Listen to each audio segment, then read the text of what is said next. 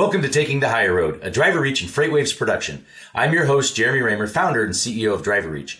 On this show, I interview industry experts and thought leaders who bring their insights to the driver life cycle as we discuss the industry's greatest challenges, driver recruiting and retention.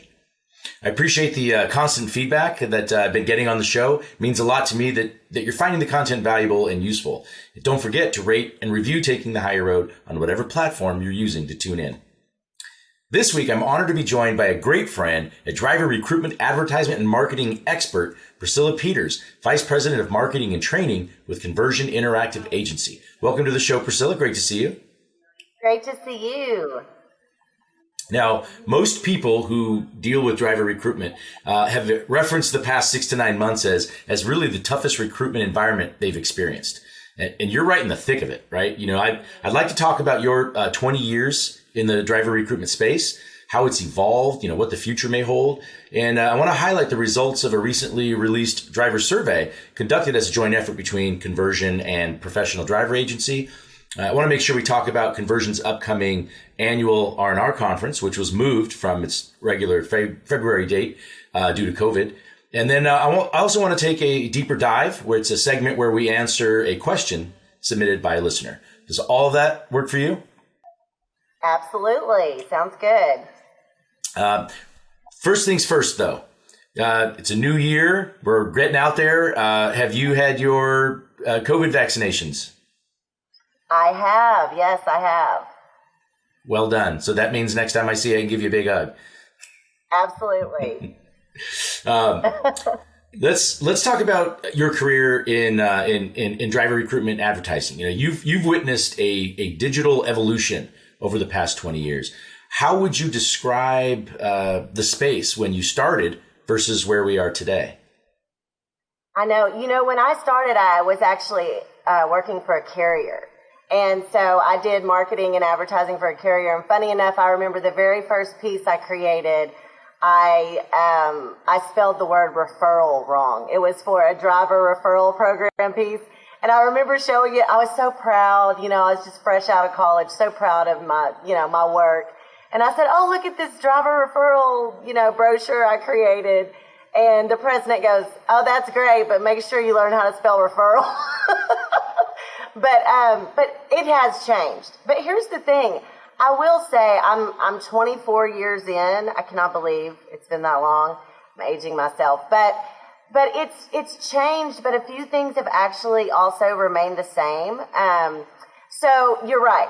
Obviously, the biggest change has been the digital revolution that we've had. I mean, if you think about it, I remember the days of literally, it was primarily just print. That was really all we were placing for recruitment marketing was print advertising. So we went kind of from print, and then job boards kind of came on the scene. And I remember people having stacks and stacks of job applications they had printed out. They printed them out and they had them on their desks, recruiters did. And then we had, then kind of search engine marketing came on the scene. And then social media in the past few years has really begun to really change a lot of it. And now we're even beginning to see how online driver reviews are a huge thing. So, managing your online reputation is important. And now even we're working with clients on AI technology where chatbots are actually starting the recruiting process. And so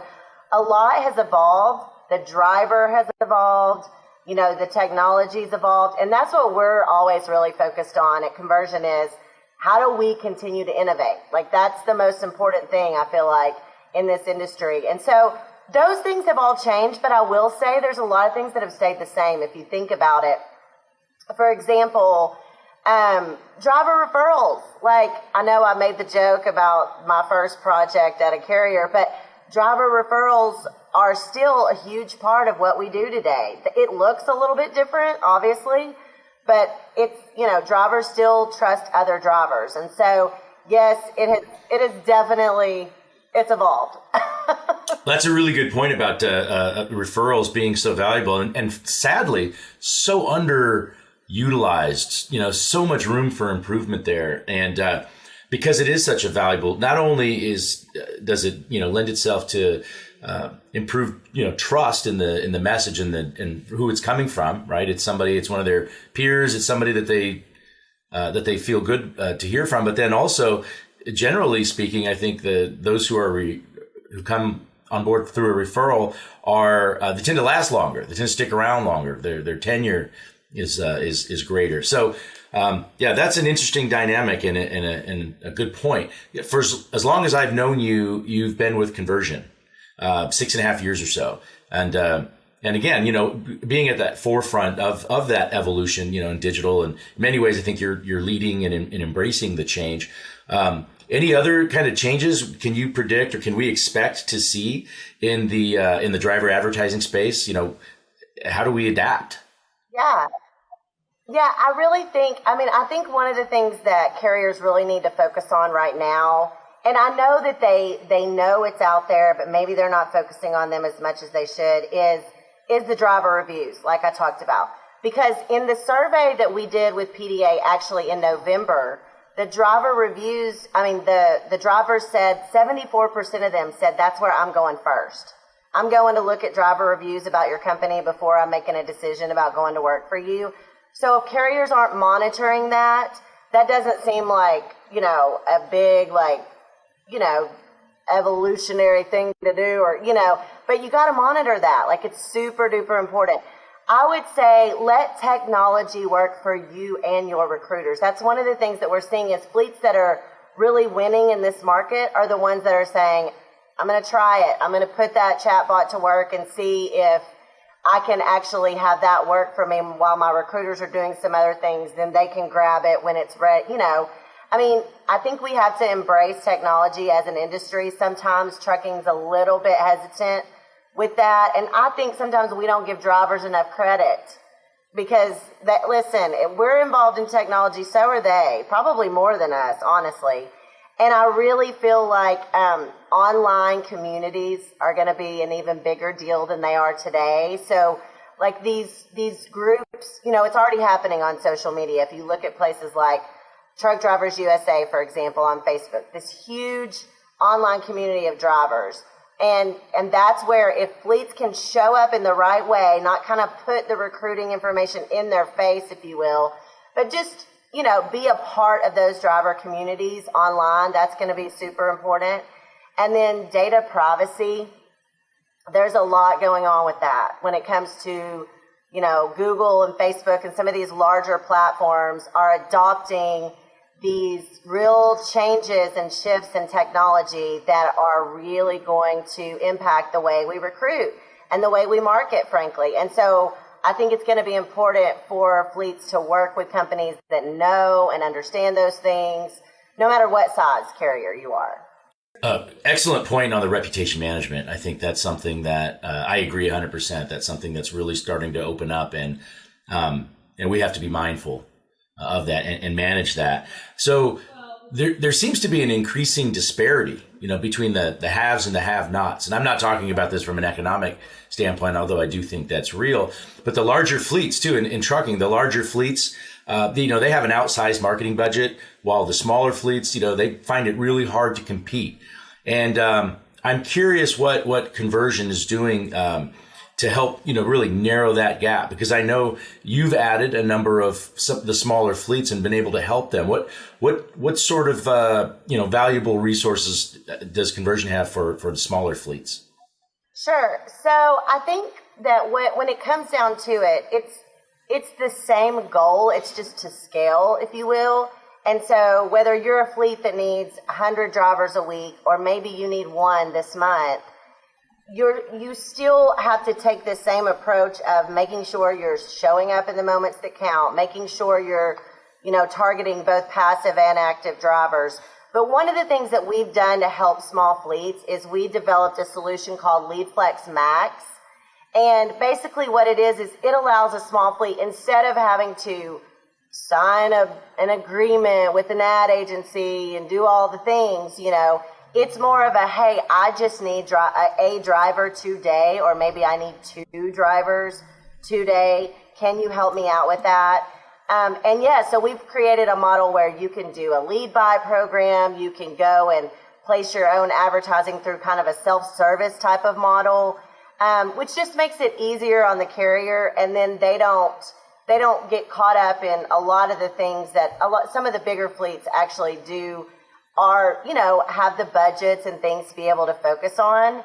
I will say that LeadFlex Max is great for smaller fleets. I would say, 75 to 50 or less. But if you're above that, you really do need a pretty robust strategy in this market.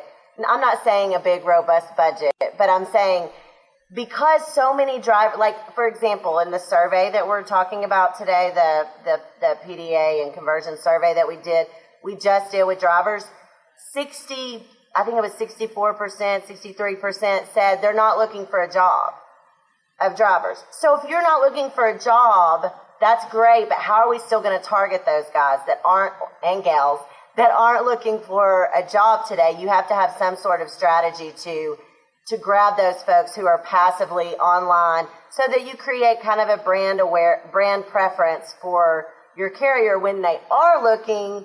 They'll say, oh, I remember that great video I saw on YouTube of Jeremy trucking, and then maybe they go back and apply for it with you there. So, but yes, I think that honestly, because of the way that we've evolved in this digital revolution, I really think it's benefited the smaller fleets, to be honest. I think it's leveled the playing field quite a bit. Yeah, and you're certainly helping with that. And you mentioned this the survey, the driver survey.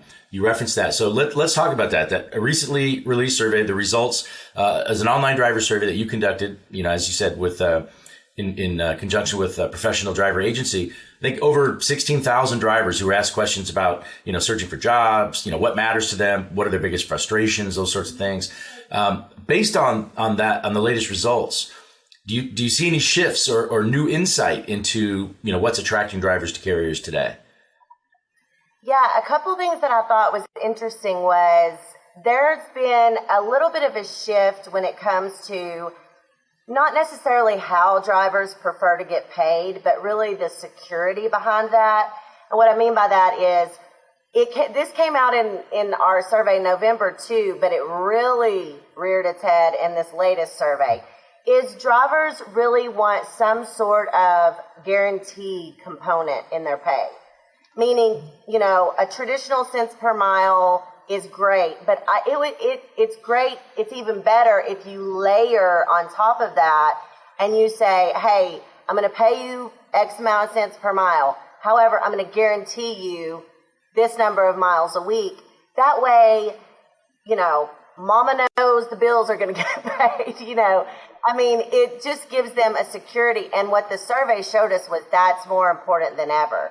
So that was one thing. Another thing was, it was really interesting to me how, and I've noticed this over the past, I would say 18 months, especially through COVID and as we're kind of coming out of this, is drivers value home time even more, I think, than before. And what we're seeing is in the data, when you look at the data, the survey data, home time is trumping pay in many places. And that's not been the case. And so that's pretty new. And so I think that if you are a carrier and you offer really good home time, or you offer, specific runs where you're home more often, that's got to be included in your job descriptions, because you're going to win out even more than pay in some cases. Yeah, excellent point. And I think there's a big asterisk next to that, I think, because of COVID. I don't know that the results would be the same if it weren't for that. We'll see as we come out of this if that reverts back or if that's still, work-life balance has always been an issue, right? Being home regularly has always been an issue. And I think that that's a really good point when you mentioned the minimum guarantee. As a former employer of close to 500 drivers, I was a big proponent of minimum guarantees way before people were talking about that, for that exact same reason.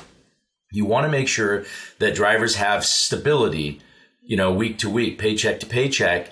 And, you might have a really good week and then the next week they suffer. You don't want that. You got to smooth that out. And so having that minimum guarantee in place, I think is a fantastic idea. And I hope that more carriers are embracing that. And they probably are now, more than ever, just because of the demand. Another question, just the recruiting process, it's a painful, painstaking process because that's just a highly regulated industry, and it is what it is. There are a lot of things that you got to do, and you got to try to be as efficient as possible. What were the drivers' opinions of today's recruiting process? Yeah, so we asked this as an open-ended question, Jeremy, and we normally don't do open-ended questions because, frankly, you never know what you're going to get. But there was a clear trend on this question. When we said, what would you change about the recruiting process? Literally, we did a word cloud of it. At the end of the day, they want honesty. They don't, for whatever reason, and I know no one wants to be called a liar, and I'm not saying recruiters, lie, but for whatever reason, drivers are not trusting recruiters in a lot of instances. They said, it was big words came up on the word cloud like, stop lying, be honest, tell me the truth. And I think at the end of the day, what it comes down to when you dig a little bit deeper into some of the data is that the experience that recruiters are selling is not what the fleet is actually delivering. And so it's great to say, we offer this and this and this and this, but if the driver gets in the truck and that is not what he gets, you're better off selling what you actually deliver. Because it's a turnover nightmare, it's a retention nightmare. And so one of the things that we've been encouraging folks to do over the past couple weeks since this data has come out is there's one question where we ask literally, and again, it was open-ended, like what attracts you most to a carrier? Like what, and there's this long list of everything from like how you pay me to pet policies to all the things. And we've been encouraging fleets to go through those one by one and be like, how are we selling this? What are we saying to the driver? And then is what we're telling the driver actually matching that? Like almost do an audit through your whole operation of, hey, maintenance, we're telling them this about our equipment. Does that jive with what they're actually getting? Same with operations, safety, everybody. Because for whatever reason, drivers don't feel like recruiters are being honest with them. And I don't even think it's the fault of the recruiter. I think they're just trying to sell and, get the hire. But at the end of the day, the experience has got to match. It has to match what they're selling. So that really was the biggest thing. And it was quite apparent when you look at the data, what drivers had to say about that. It's well said. And I think we have an opportunity, right? Fleets have an opportunity. You look at this information and this data is valuable. You make a decision. You can make some decisions based on it. Should carriers change up their recruitment marketing strategy based on, kind of what they're seeing in the results here? I think so. I think a few things that stood out to me is we asked them, basically, where do you hang out online? Like, where do you consume content and information? And because so many of them said, I'm not currently looking for a job, where they hang out online is where fleets have to be. So we always call it, I think I said this earlier, showing up in the moments that count. But if you're not committed, so just so you know, the top things on that list that drivers said were Facebook, YouTube, podcasts. We listen to podcasts, but a lot of times, there's not a ton of driver advertising on podcasts today. So we're doing that with clients now, and because it's not as saturated yet, hey, that might be the place to be. But think about if you don't have, for example, overwhelmingly they said they hang out on Facebook. Okay, if you don't have a social media strategy, a social media recruiter, some sort of strategy around social media, it's time. Like it's past time. So I would say that was a big thing that stuck out. Also, YouTube was literally right behind Facebook. And that one did kind of surprise me. Normally it's about 3, 4, 5 on down the line. It was number 2, which just really kind of supports, we've been preaching about video for a really long time. And I know when you're a carrier, sometimes, especially if you're a smaller fleet, you're thinking, I don't have the money to invest in all this, bazillion dollars for this big video production project.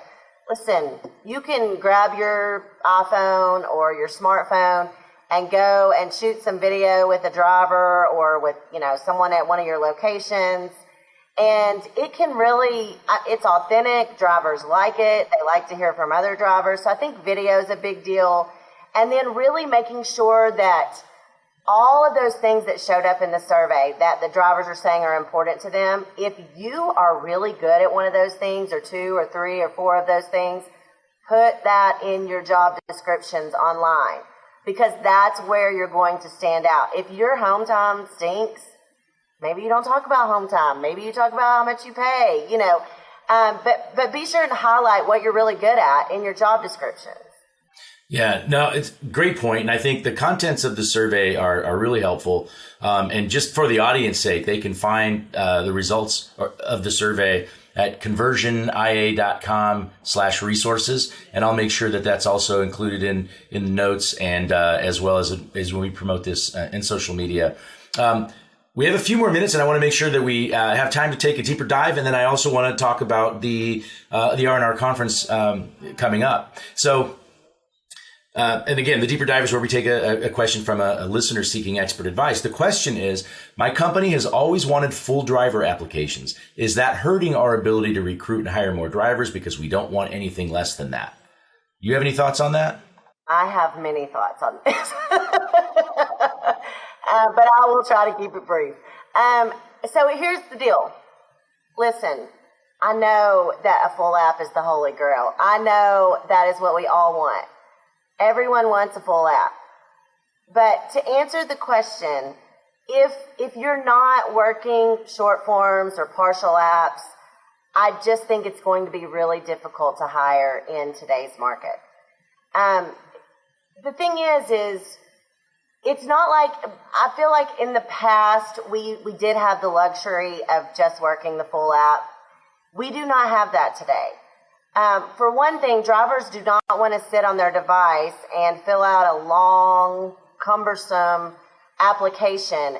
And what we see fleets really dropping the ball on the most is they'll get a short form, where it's, the basic information from the driver.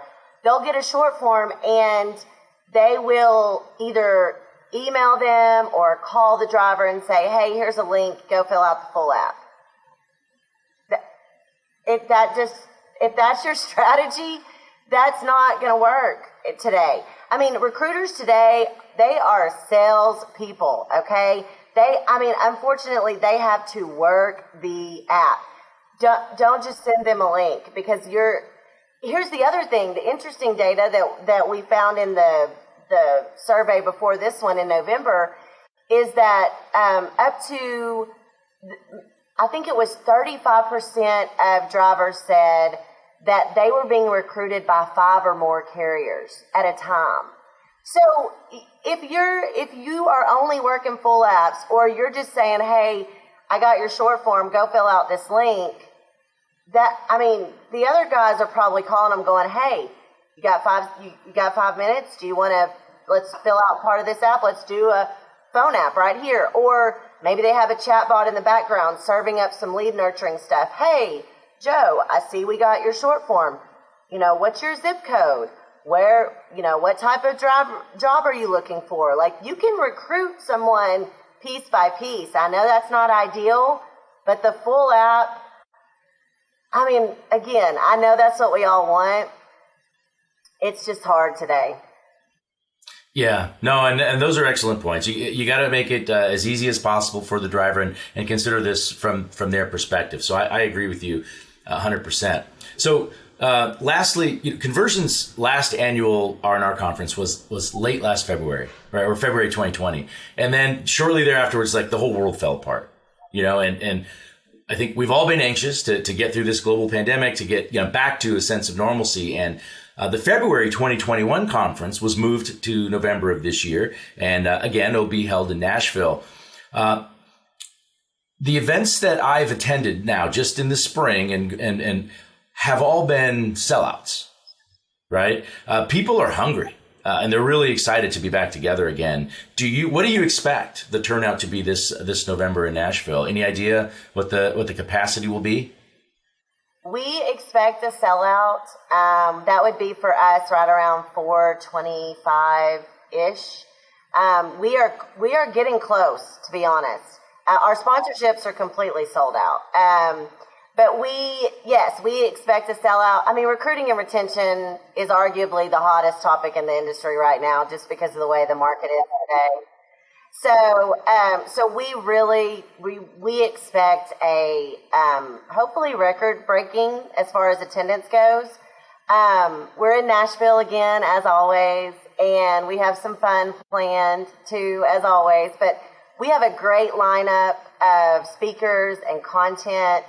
And I'm with you. Everybody's ready. Everybody's just excited to get back together. And I think that what they like most about this conference is really the ability. There's not very many conferences where you have all of these recruiting folks in one room where you can really network. And I mean, we like to say they come for the content and all of that, but really they come so that they can sit across the table from 4 other carriers, recruiting leaders, and say, what are you doing with this? And so I think that it's going to be great. We're so excited. Our team is, gearing up for it, and we're really, really excited. Well, same here. It's my favorite event of the year. It's so, on point, and you guys do a fantastic job with that. Thank you so much, Priscilla, for joining me today. Always enjoy catching up with you. If I don't see you beforehand, I certainly look forward to seeing you in Nashville this November. Yes, thank you so much for having me. I appreciate it. I will definitely see you in Nashville. And thanks for joining me for another episode of Taking the Higher Road. Thank you for sharing episodes with your colleagues and helping us spread the word on how we can better navigate the driver shortage challenges. You can also follow along at driverreach.com/podcast. You can please submit any questions or comments, including those which may appear on upcoming deeper dive segments at podcast@driverreach.com. And don't forget to rate and review Taking the Higher Road on whatever platform you're using to tune in. Until next time, thank you for taking the higher road.